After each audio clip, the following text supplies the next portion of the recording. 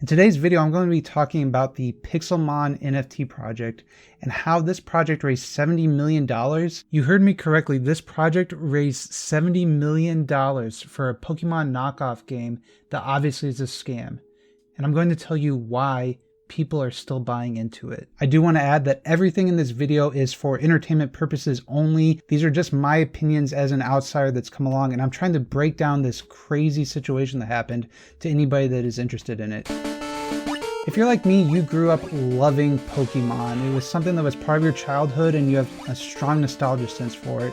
You know, my favorite Pokemon was Farfetch, and I like to believe I thought Farfetch was cool before everybody else thought he was cool. It seems like Farfetch is a pretty sweet and trendy Pokemon at this point in time, but he used to be just a duck with a leak. But, you know, the people at Pixelmon NFT project, they decided, what if we took something as incredibly popular as Pokemon and decided to put it on the blockchain?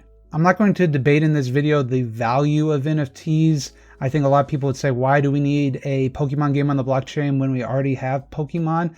But I think it's at least obvious to you why there may be interested in this if you're the type of person that invests in NFTs. You know, you take a classic game design, something that everybody holds dear and loves, and you put a little twist on it, and you convince people that they're buying into something special, and that how could this project fail when there's all the support building off of a great design of a game that everybody loves. If you were to visit the Pixelmon website, you would see a pretty sleek looking website for an NFT project. You know, there's lots of cool animations, lots of links showing you what you can expect your Pixelmon to look like, some of the benefits you're going to get from investing in Pixelmon, some of the things you might be able to enjoy, and some of the things you can do. You can see that their vision for Pixelmon is simple: create the largest and highest quality game the NFT space has ever seen. And you're definitely going to remember that for later. But you can go on their website here and you can watch a video of their gameplay trailer. Now, one thing I'll note is I've watched this gameplay trailer a few times, and as we skip around here, you can see one thing pretty interesting about all this is you don't really see any of the mechanics that you might usually associate with a Pokemon game at all. You know, this almost looks like any other action adventure sandbox game you've ever seen. And honestly, right now it looks more like Elden Ring. At the time of this video, Pixelmon has nearly 210,000 followers on Twitter, and it's one of the most anticipated NFTs of the year. And when people went to purchase their NFTs, they believed they would be receiving unique, special Pixelmons that they were going to love and grow just like they had loved their Pokemon. I mean, the buy-in mint price for this project was 3 Ethereum, meaning about $9,000 if you want to play this game and be part of the Generation 1 early access of Pixelmons. There was definitely high expectations. You know, people got their eggs and they were going to hatch and they were going to reveal what was in those eggs.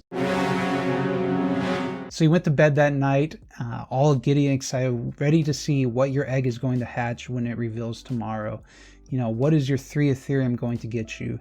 And the reveal for Pixelmons went terrible. There were people that were hatching eggs with nothing revealed, and some truly, truly heinous and awful looking creatures that looked nothing like what was promised on their website. This is the same project where the founder had come out in 2021 and said, Pixelmon is the next blue chip. This is financial advice. Don't do your own research. Basically guaranteeing that people were going to make money on their investment.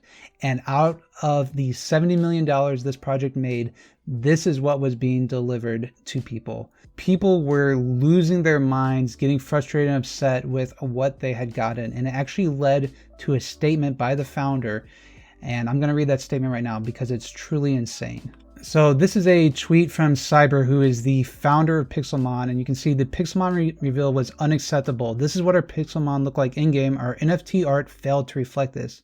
Despite the FUD, I will not go anywhere. The goal hasn't changed. The funds will still be used to build our game. I will see this project through. When I heard this, I was really taken aback. I mean, this is the founder of the project coming out and saying, despite the FUD, I'm not going anywhere. It's like, dude, you better not be going anywhere. You just took $70 million from people. Like, this is your bad game. You need to fix it. And in fairness to Cyber, he did go through this thread and apologize and say all the mistakes they had. But this was an absolute disgrace. These Pixelmon should have never been revealed in the way they are. It basically looks like $70 million were taken, and in return, you got this awful art.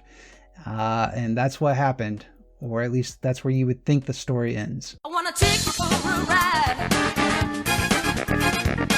So the price of Pixelmon is falling. People are wanting to get their investment back. There's lots of FUD. People are scared about what's happening. The owner doesn't seem to know what's going on with its own project.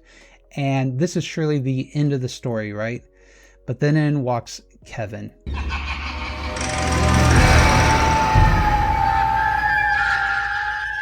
See, Kevin has this problem that he is so ugly that you just love him and you want to own one because of how ugly and embarrassing it is. You know, my buddies and I were joking about how you're still worth 3 Ethereum and that people are still buying him because of meme status. Well, just 9 hours after us joking about Kevin being at 3 Ethereum, his price had rocketed all the way to 10 Ethereum. Even right now, he's still trading at a price of 5 Ethereum at the floor, which is just absolutely crazy when you consider he's a joke. On top of that, some very entrepreneurial minded individuals decided, hey, you know what, we're going to make an entire NFT collection about Kevin and we're going to release lives of Kevin.